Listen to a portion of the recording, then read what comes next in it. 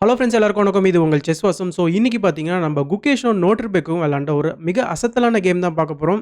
So 2 பேருமே பார்த்தீங்கன்னா, ரொம்பவே ஒரு பயங்கரமான டாக்டிக்ஸ இந்த கேம்ல வந்து வெளிப்படுத்தியிருப்பாங்க. ஸோ கண்டிப்பா இந்த வீடியோவ ஸ்கிப் பண்ணாம ஃபுல்லா பாருங்க. அப்பதான் உங்களால முழுசா என்ஜாய் பண்ண முடியும். ஸோ இதுல வந்து நோட்ரிபிக் வந்து ஒயிட் பீசஸ் ஹேண்டில் பண்ணிட்டு இருக்காரு. D4 வந்து ஸ்டார்ட் பண்றாரு. இப்ப நைட் F6. ஸோ நைட் F6க்கு அப்புறமா இப்ப C4 வந்து ரெஸ்பாண்ட் பண்றாரு நோட்ரிபிக். இப்ப E6 வந்து ப்ளே பண்றாரு குகேஷ். இப்ப நைட் F3 D5. ஸோ D5க்கு அப்புறமா பாருங்க இது வந்து குயின்ஸ் கேம்பிட் டிக்ளைன்ட்டா மாறுது. இப்ப நைட் C3 வந்து ப்ளே பண்றாரு. இப்ப bishop B4. So bishop B4 பார்த்தீங்கன்னா, இது வந்து குயின்ஸ் கேம்பிட் டிக்ளைன்லயே வந்து ராகோசின் டிஃபென்ஸ்ன்னு சொல்லுவாங்க. ஸோ குகேஷோடைய ஃபேவரைட் லைனும் கூட இது.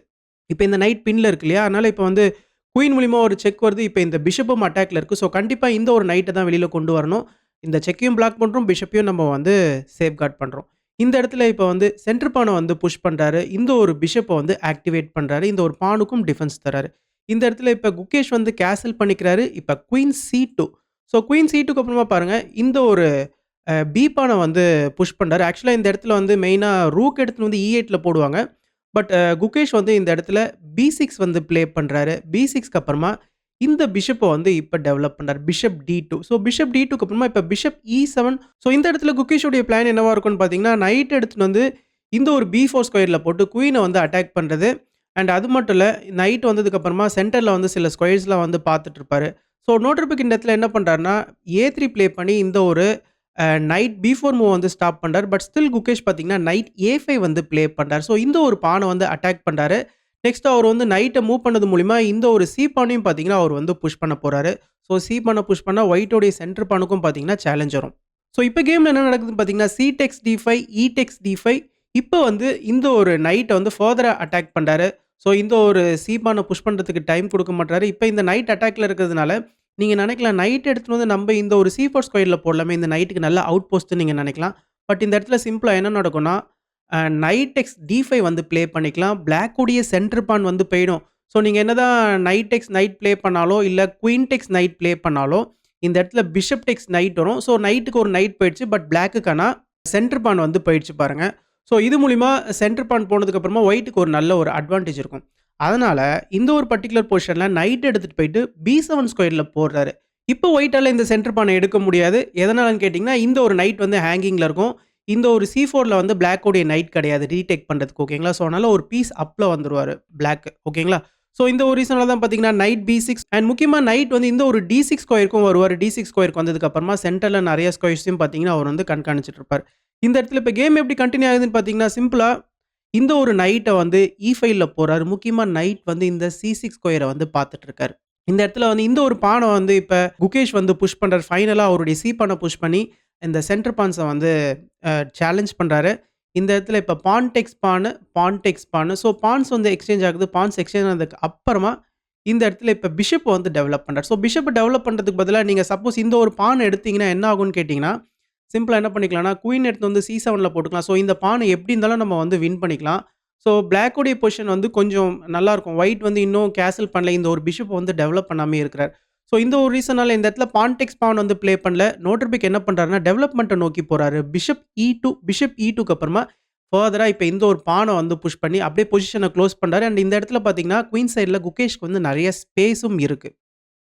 இந்த இடத்துல இப்ப கேம் எப்படி கன்டின்யூ ஆகுதுன்னு பார்த்தீங்கன்னா, சிம்பிளா இந்த ஒரு பிஷப் வந்து F3ல போறாரு. இந்த ஒரு லாங் டயகனல வந்து ஆக்சஸ் பண்ண நினைக்கிறாரு.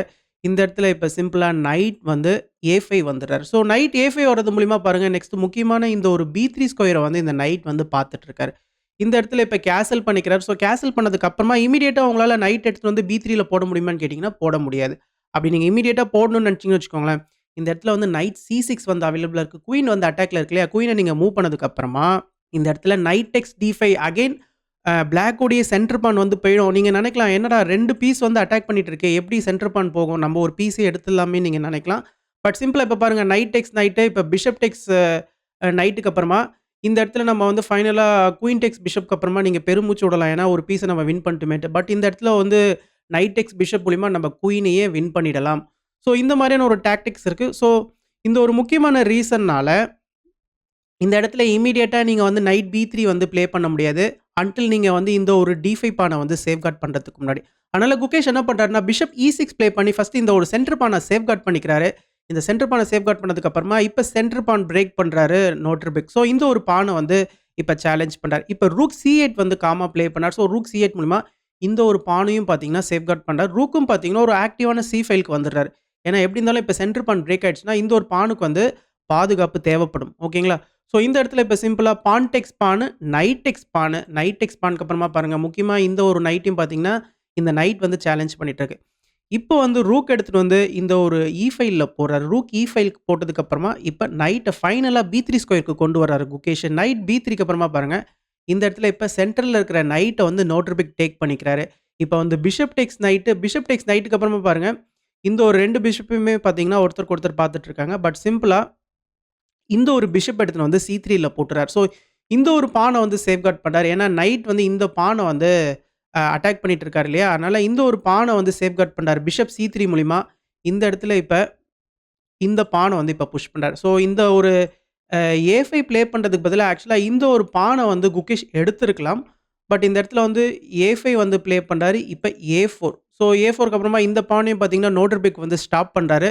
இந்த இடத்துல இப்ப பிஷப் எடுத்துட்டு வந்து இந்த ஒரு பிஷப் வந்து சேலஞ்ச் பண்றாரு. ஸோ இந்த ஒரு பானுடைய சப்போர்ட் மூலியமா இப்ப கேம்ல என்ன நடக்குதுன்னா, rook E3. So rook E3 மூலியமா ரூக் வந்து இந்த சைடும் வரலாம். அப்படி இல்லன்னா ரூக் எடுத்துட்டு வந்து டபுளும் பண்ணலாம் ஒயிட். அண்ட் இந்த இடத்துல ஒரு முக்கியமான விஷயம் என்னன்னா, இந்த ஒரு சென்டர் பான வந்து அப்படியே கம்ப்ரஸ் பண்ணி வச்சிருக்கிறாரு அ குகேஷ். ஒயிட்டோடைய சென்டர் பான. ஏன்னா இந்த ஒயிட்டோடைய சென்டர் பான் எடுத்தா தான் இந்த பிஷப் ரிலீஸ் ஆகும். இந்த ஒரு D5லும் பார்த்தீங்கன்னா, ஒயிட்க்கு வந்து ஓப்பன் ஆகும். ஸோ இப்ப கேம் எப்படி கன்டின்யூ ஆகுதுன்னு பார்த்தீங்கன்னா, ரூக் E8க்கு அப்புறமா இப்ப இந்த ஒரு பிஷப் எடுத்துட்டு வந்து இந்த ரூக்க வந்து அட்டாக் பண்றாரு. ஸோ பிஷப் எடுத்துட்டு வந்து பிளாக் பண்றாரு. இப்ப bishop takes bishop, rook takes பிஷப்க்கு அப்புறமா இப்ப ஃபைனலா நோட்ரிபிக் என்ன பண்றாருன்னா, இந்த ஒரு சென்டர் பான் வந்து கொஞ்சம் கம்ப்ரஸ்டா இருக்கு இல்லையா? நம்ம குயின் எடுத்துட்டு வந்து இந்த ஒரு D5 ஸ்கொயர்ல போட்டோம்னா, ஒயிட்டால வந்து இந்த ஒரு சென்டர் பான புஷ் பண்ண முடியாது. அண்ட் அது மட்டும் இல்ல, பிளாக்குக்கு நெறைய ஸ்பேஸும் கிடைச்சிரும். அதனால இந்த ஒரு சென்டர் பான வந்து இப்ப சாக்ரிஃபைஸ் பண்றாரு நோட்ரிபிக். ஸோ D5 ப்ளே பண்றாரு. இப்ப குயின் டெக்ஸ் பானுக்கு அப்புறமா இப்ப பாருங்க, இந்த D5 ஓப்பன் ஆயிடுச்சு. அண்ட் இந்த ஒரு பான புஷ் பண்ணதுக்கு அப்புறமா பிஷப்புடைய இந்த டயகனலும் ஓப்பன் ஆயிடுச்சு. இப்ப ரூக் D1 ப்ளே பண்ணி குயினுக்கு அட்டாக். குயின வந்து இந்த ஒரு C5 ஸ்கொயர்ல போட்டுறாரு. இப்ப பாருங்க, இந்த பிஷப் வந்து கிங்க நோக்கி பார்த்துட்டு இருக்காரு. ரூக்கையும் நம்ம இந்த சைடுல கொண்டு வரலாம். இந்த ஒரு D5ல இந்த ஒரு ரூக்கும் வந்து பார்த்துட்டு இருக்காரு. ஸோ ஒரே ஒரு சென்டர் பான மட்டும் தான் குடுத்தாரு, அவருடைய ஆக்டிவிட்டிக்காக. இந்த இடத்துல இப்ப கேம் எப்படி கன்டின்யூ ஆகுதுன்னு பார்த்தீங்கன்னா, சிம்பிளா குயின் F5 ப்ளே பண்றாரு. டைரக்ட்டாவே இந்த ஒரு F7 ஸ்கொயர வந்து அட்டாக் பண்றாரு. ஸோ ரூக்க வச்சு டிஃபெண்ட் பண்றாரு குகேஷ்.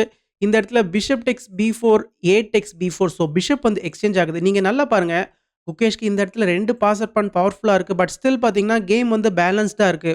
அது எதனாலன்னு கேட்டீங்கன்னா, இந்த இடத்துல ஒரு சூப்பரான மூவ் வந்து அவைலபிளா இருக்கு. இந்த இடத்துல ஒரு பான வந்து நோட்ரிபிக் வின் பண்ணலாம். அந்த ஒரு எக்ஸ்ட்ரார்டினரியான மூவ நோட்ரிபிக் கரெக்ட்டா கண்டுபிடிச்சிட்டாரு. Night C6. So night C6 மூலியமா நீங்க வேணும்னா என் குயின எடுத்துக்கோங்கன்னு சொல்றாரு நோட்ரிபிக். பட் இந்த குயின உங்களால எடுக்க முடியாது. குயின் எடுத்துட்டீங்கன்னா, நைட் டெக்ஸ் ரூக் மூலியமா பாருங்க, நம்ம வந்து விட்ட குயின திரும்பி எடுத்துக்கலாம். பிளஸ் ஒரு ரூக்கும் வந்து பிளாக் டவுன் ஆயிடுவாரு. ஸோ அதனால குயின் எடுக்க முடியாது. சப்போஸ் நீங்க இந்த நைட் எடுக்கணும்னு நெனச்சீங்கன்னா, பேக் ரேங்க்ல வீக்னஸ் இருக்கு. ரூக் D8 செக் வரும். நீங்க ரூக்க வச்சு தான் பிளாக் பண்ற மாரி இருக்கும். இப்ப ரூக் டேக்ஸ் ரூக்கு. இப்ப திரும்ப நீங்க குயின் வச்சு பிளாக் பண்ணதுக்கு அப்புறமா இது வந்து ஒரு சூப்பரான செக்மேட்ல வந்து முடிஞ்சிரும். ஸோ இந்த ஒரு ரீசன்னால இந்த ஒரு நைட்டையும் உங்களால எடுக்க முடியாது. ஓகேங்களா? ஆக்சுவலா இந்த இடத்துல நீங்க ரூக் டேக்ஸ் ரூக்கும் ப்ளே பண்ண முடியாது. ரூக் டேக்ஸ் ரூக்கும் ப்ளே பண்ணீங்கன்னா, இந்த ரூக் வந்து ஹேங்கிங்ல இருக்கும். Queen tax C8 check. இப்ப உங்களுடைய குயின தான் நீங்க வந்து குறுக்குல போட முடியும். குயின குறுக்குல போட்டதுக்கு அப்புறமா இந்த இடத்துல குயின் எக்ஸ்சேஞ்ச் ஆகும். குயின் எக்ஸ்சேஞ்ச் ஆனதுக்கு அப்புறமா இந்த ரூக் எடுத்துடலாம். இப்ப ஃபைனலா பாருங்க, ஒயிட்க்கு ஒரு ரூக் எக்ஸ்ட்ரா இருக்கு.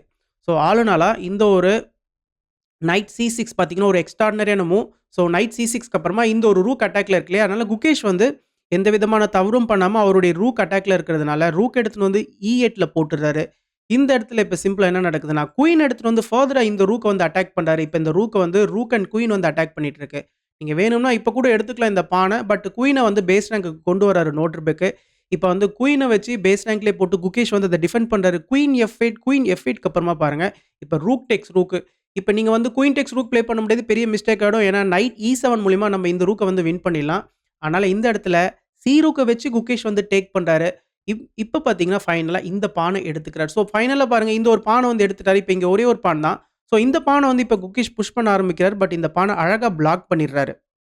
ஸோ இந்த பான பிளாக் பண்ணதுக்கு அப்புறமா ஈஸியா இந்த பான வந்து ப்ரமோட் ஆக விடாம தடுத்துடலாம். ஸோ கேம் வந்து இப்ப பேலன்ஸ்டா தான் இருக்கு.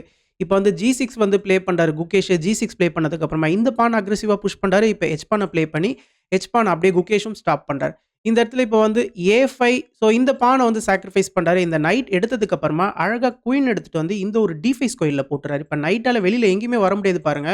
ஸோ எங்க போனாலும் குயினுடைய அட்டாக்ல தான் இருப்பாரு. அதனால ரூக் எடுத்துட்டு வந்து இந்த நைட்ட வந்து டிஃபெண்ட் பண்றாரு. மேற்கொண்டு இந்த ரூக் எடுத்துட்டு வந்து இந்த நைட்டுக்கு வந்து அட்டாக் தராரு.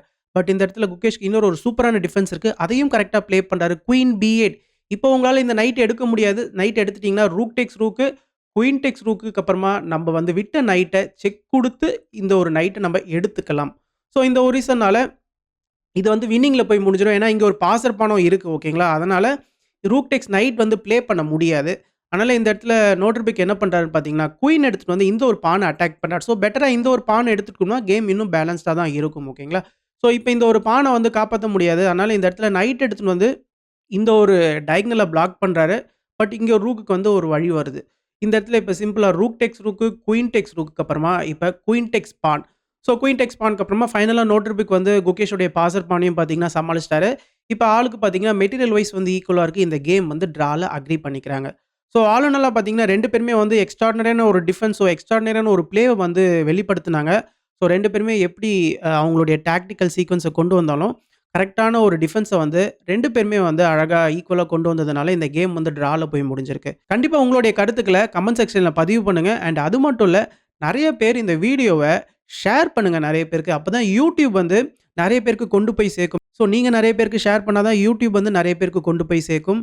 அண்ட் நெறைய பேர் லைக்கும் பண்ணுங்க. Thank you.